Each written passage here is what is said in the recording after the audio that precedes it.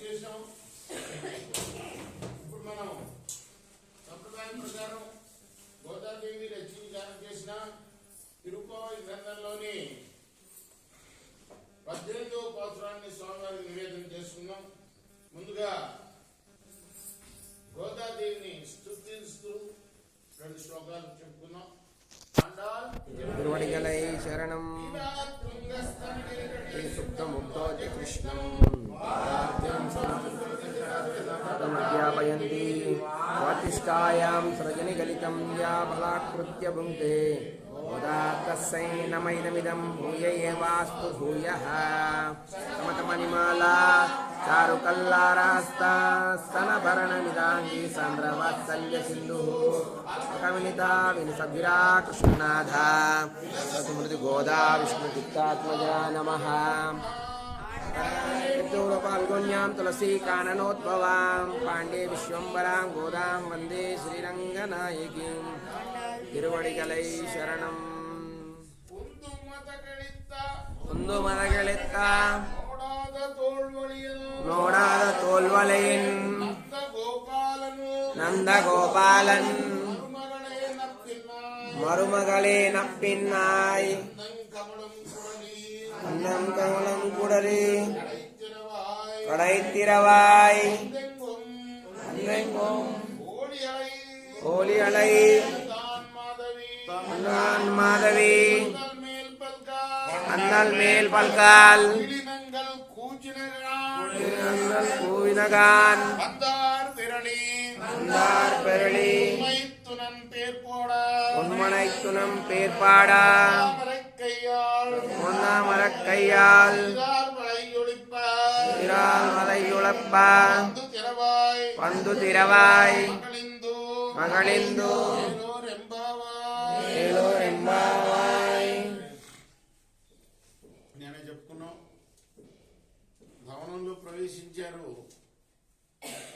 నందగోపుణ్ణి యశోదమ్మని ప్రార్థిస్తున్నాయి కదా. ఇవాళ మరి లోపల గది ఉంటుంది కదా, మనం బెడ్రూమ్ అంటాం.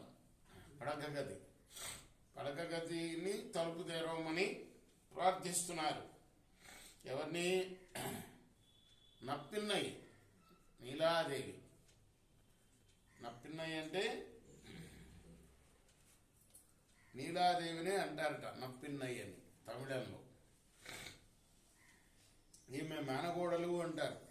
చిన్నప్పటి నుంచి కూడాను స్వామితోటి ఆడుతూ పాడుతూ ఉన్నది అని. మేనగోళ్ళు అంతే కదా.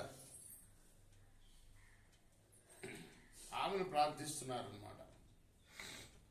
ఏనుగులతో పోరాడగలిగిన వాడు, మతంతో స్రవిస్తున్న ఏనుగు వంటి బలం కలవాడు, మతం స్రవిస్తున్న ఏనుగులు గలవాడు, యుద్ధంలో శత్రువులను చూచి వెనకంజ వేయని భుజబలం కలవాడు అయిన నందగోపుని కోడలా, సుగంధం వెదజల్లుతున్న కేశపాశములు గల ఓ నప్పిన్నా, ఓ నీలాదేవి, తలుపు గడియ తెరవమ్మా. కోళ్లంతటా చేరి అరుస్తున్నాయి. మాధవీలత పాకిన పందిరి మీద గుంపులు గుంపులుగా కూర్చున్న కోకిలలు కూస్తున్నాయి. కాబట్టి తెల్లవారిందమ్మా, చూడు, బంతి ఇంకా చేతిలో పట్టుకునే ఉన్నావా అంటే ఇవన్నీ ఊహనే, ఇంకా తెరవరా తలుపు అనే. లోపల ఇంకా బంతి పట్టుకున్నావా అంటే ఇద్దరు క్రీడిస్తున్నారా మీ బావ నువ్వు.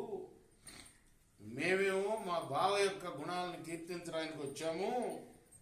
కాబట్టి నువ్వు సంతోషంతో లేచి నడిచి వచ్చి ఎర్ర తామర పువ్వు పోలిన నీ చేతితో, అంత మృదువైన చేతితో, అందమైన నీ చేతికున్న కంకణాలు గల్లు గల్లుమంటూ ఉంటే ఆ ధ్వని చేస్తూ ఉండే విధంగా తలుపు తెరువు అని ఈ పాసురానికి అర్థం. అండా తిరువడిగలై